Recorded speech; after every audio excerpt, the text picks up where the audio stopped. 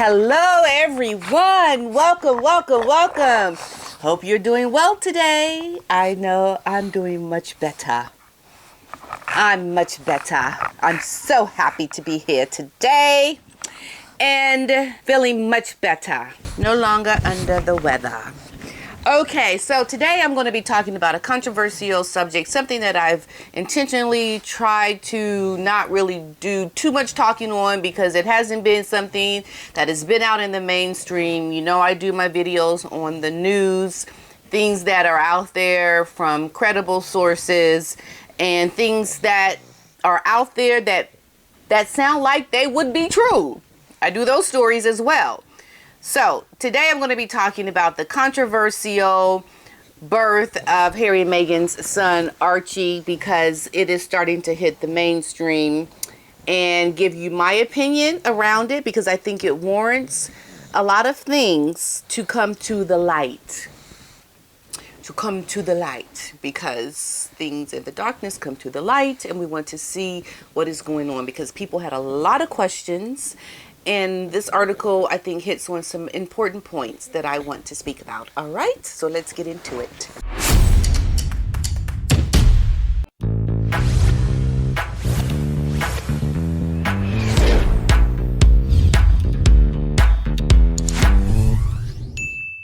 Prince William's beard is back as he returns to work after summer with Catherine and the children.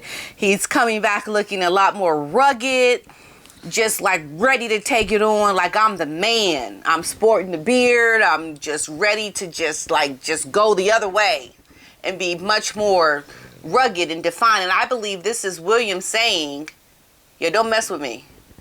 I'm the man. I'm the alpha male. Don't mess with me, Harry.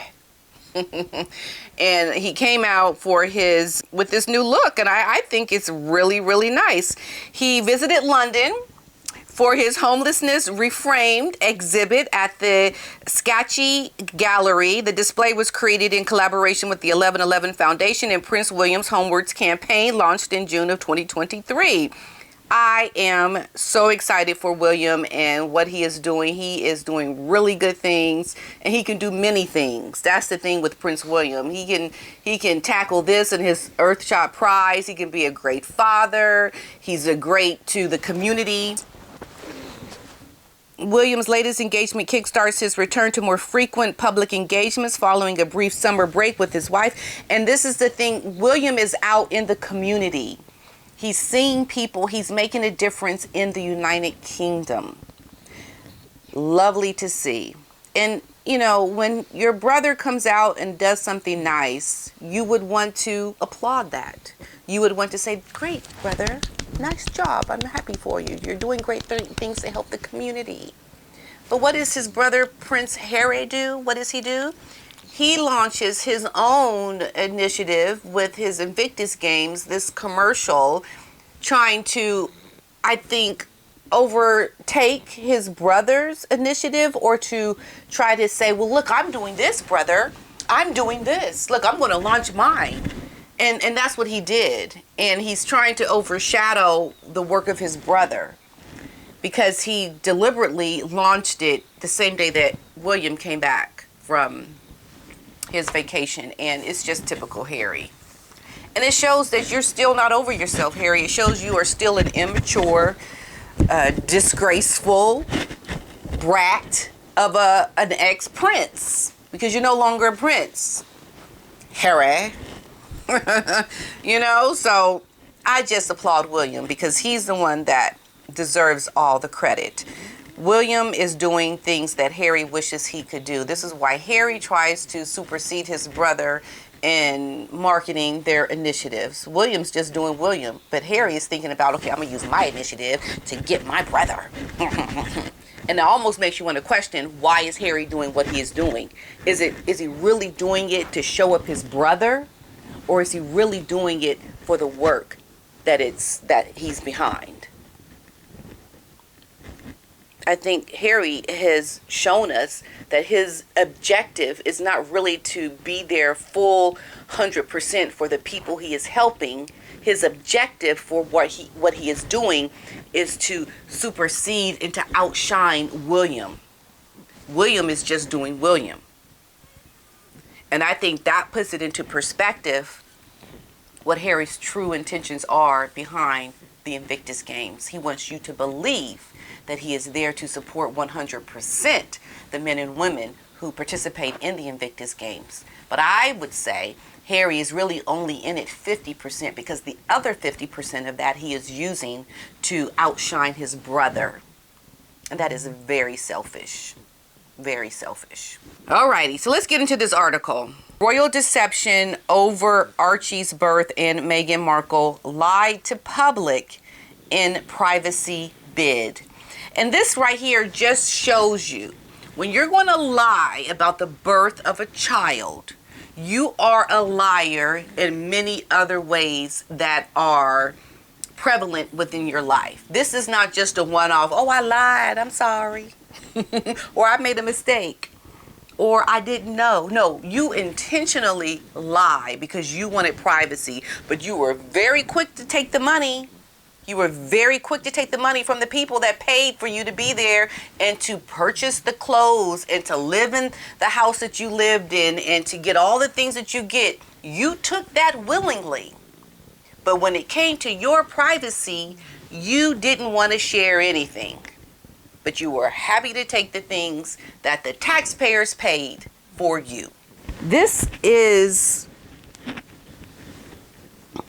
how you know a person is not really a good person. Because you are willing to use for your own benefit, but not really show your appreciation by showing people your child, like all the other royals have done. So royal enthusiasts were overjoyed when Meghan and Prince Harry announced their pregnancy, eagerly anticipating the first glimpse of the newest Windsor edition after the Duke and Duchess of Sussex's bundle of joy arrived. However, the birth of Prince Archie deviated from the expected royal protocols, leaving the public somewhat puzzled. People were confused, and you have to imagine, listen, you are newly into the royal household. You are a new member. And already you are breaking the rules. Already you're going to say, well, I'm going to do it my way. I want my privacy. And you're new into this royal household. It's not like this is your third child and you've given 10 years of service. You've paid your dues. And now you want to say, okay, this one I want to make private.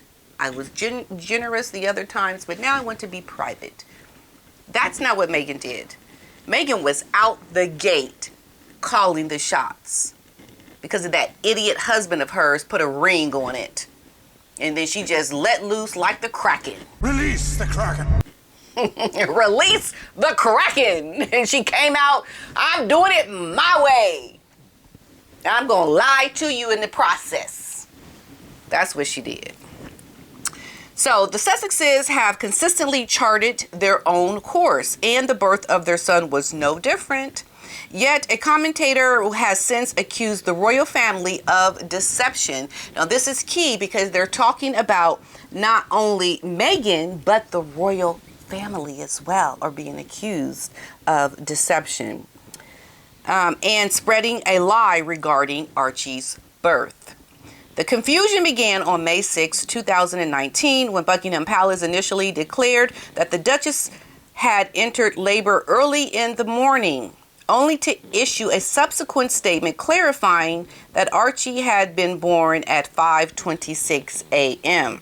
In contrast, Catherine, they have Kate, but Catherine adhered to a more recent royal tradition by posing for photos with each of her 3 children outside Lindo Wing at St. Mary's Hospital. And we all saw that, right? Now, during a podcast, she confessed finding the experience slightly terrifying. I find her word usage here slightly suspect. Meghan's word usage of slightly terrifying. She expressed it slightly terrifying. Now, this is not a Princess Diana kind of a person. This is not somebody who has not been in the public. Remember, Meghan is a 36-year-old woman at this time who has been courting the press, the public, for years. Like, she wants to be in front of cameras. Like, that's her goal. But this was slightly terrifying to her, to be in front of the cameras with a child. No. I beg to differ on that, because that sounds like just an excuse, a perpetration, a fraud of an excuse, so that you don't have to do something that you normally would be completely fine with doing. But there's a reason why she didn't want to do it. Okay? The first images of the newborn were taken at Windsor Castle a few days after his arrival. So we had to wait a few days to even see a glimpse of the child. Now, I did do a video on the birth announcement, or the first pictures and photos that we saw of Meghan and Harry and Archie. That video I'll put right here, so that you can actually see the things that I found a little bit suspect around the first photo op with the child. So royal historian and author Robert Lacey expressed his confusion in the Daily Mail about the circumstances surrounding Archie's birth, labeling it as a deception. And to be quite frank, it was a deception. There was clear intention to deceive the public about the birth. There was not the openness, the transparency about the child is born, here's a photo, or the actual truth. The truth was never announced. The author of Charles's third New King, New Court, The Inside Story, said that there was the deception over the announcement of Archie's birth, which, unlike every other royal birth of modern times, took place in total secrecy. Buckingham Palace announced at 2 p.m. on May 6, 2019, that Meghan had gone into labor that morning, when in fact she had safely given birth to baby Archie 8 hours earlier at 5:26 a.m. So basically, what happened, if we are to look at this with her having the child, is the baby was born, but she said, no, don't tell him the baby's born, just say I'm in labor. And then she's cuddling the baby. Tell him I'm in labor. Just lie. And she's holding and she's caressing the child. Oh, we have a lovely child, but don't tell the public. Tell the public that the baby has not yet arrived. Why would you do that? Why? Does that even make sense? I think it gives you really good insight into the psyche, the mindset of a person who is so quick to deceive people on a whim. Just tell them that the baby hasn't arrived yet. Why would you do that? That shows lack of appreciation for the public. It shows deception. It shows you're not wanting to be transparent with people. So it also makes you believe or think perhaps what other things has she lied about when it comes to her life in general. I think Meghan wants people to see a fairy tale, and I think this is why she's always kept her family out of the picture, because she doesn't want people to see her for who she really is. Just like the birth of this child, she did not want people to know. So she finds a way to just lie about it. And she's been caught in many lies. Lacey also pointed out that Harry and Meghan refrained from revealing the name of Archie's godparents, a departure from the usual royal protocol. In their 6-part Netflix documentary series, Meghan explained her decision to give birth at Portland Hospital away from the public, stating, quote, "There was already the pressure of the picture on the steps, but I had been really worried about going into that labor because I'm older. I didn't know if I had to have a C-section, and I had a very long-standing relationship with my doctor, and that's who I trusted with my pregnancy." Now, I'm going to tell you a couple of things about Meghan in this statement right here. When you talk about your doctor, is this the doctor over in America? A long-standing relationship? Because I don't know any woman that has a long-standing relationship with an obstetrician that is specialized in birthing a child. Usually when you birth a child, it's the doctors from that hospital that are connected to that hospital that are legally allowed to work in that hospital. You can't just be bringing in any old MD into a hospital to say, okay, can you birth my child? I don't know how it works with royalty. Maybe there's certain protocols in England. I don't know. But it sounds very suspect to me that your doctor in America, who more than likely is maybe a gynecologist, and the gynecologist is birthing your child. Usually your gynecologist is a doctor that specializes in many things that can check womanly parts. But birthing a child is something completely different. There are doctors that specialize in that. So my question would be, is your doctor someone that specializes in birthing children along with being a gynecologist? I just find some gray areas in that, but I could be wrong. But to me, that is what stood out. If I'm wrong around that, let me know. But I do know it is not common practice to have a doctor from America come to England to birth a child. Like, that just seems... That's what she's telling us happened, right? Isn't that what this is? How is that possible? But it was just a red flag in my eyes. I'm probably wrong. I don't know. So in a scene from the series where he sat with his wife, Harry highlighted that they had been subjected to abuse for straying from royal norms. He stated the amount of abuse that we got, especially you, but both of us, for not wanting to serve our child up on a silver platter was incredible. Now, this is the other thing about this. Don't you not read the news around your life? Didn't they tell us that they don't even look at social media, or that they don't engage in the chatter around their lives? How are you so attuned to abuse if you're not reading it? That right there just seems very suspect to me. So this article, I think, is allowing certain things about what Harry and Meghan did while in the royal household to be leaked. I think this deception, this story being announced, is a clear leaking of information that was once hidden, that they did not want people to talk about. And the fact that it has come out now in this book says that people are, or the reporters are now allowed to discuss something that was, I think, previously offline.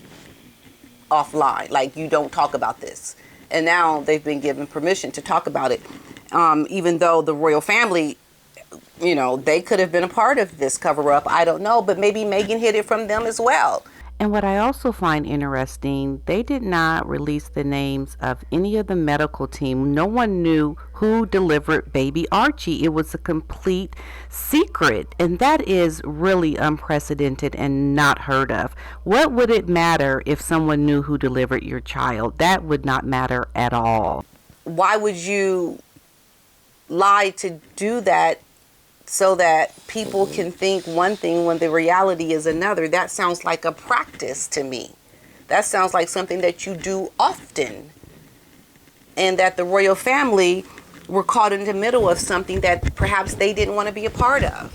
And now they're allowing it to come out. I do want to mention as well that in the States that delivered Lilibet is not the same doctor that delivered this child. But she said she had a long-standing relationship with this doctor. So how is it that you're now using a different doctor when you're in California, but when you were in England, you used the doctor you've had a long-standing relationship, she said. But you used a different doctor when you were in the States giving birth to the second child. Doesn't make sense to me. Like, why? And then the doctor closed down her practice, like, immediately after supposedly delivering this child that Meghan had. Like, abruptly, she closed down her practice, and the woman's husband was a fertility doctor. So there's a lot of suspicion even around the birth of the second child that I'm not going to do right now, but it just brings into question all the lies and the manipulation and deception that Meghan puts around the things that are a part of her life. It seems like, why would you even have to do this? I think if you come clean and just say what the truth is and Like, we're fallible. We make mistakes, but you are intentionally doing something that you don't have to do. Like, why are you lying? It just seems suspect to me. All right, and that's all I'm going to say about that. Are you snoring?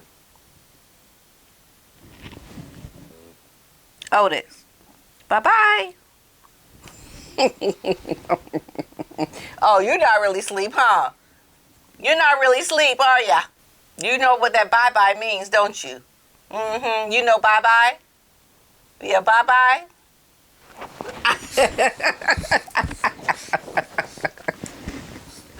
All right, everyone. I'll see you in the next one. Bye.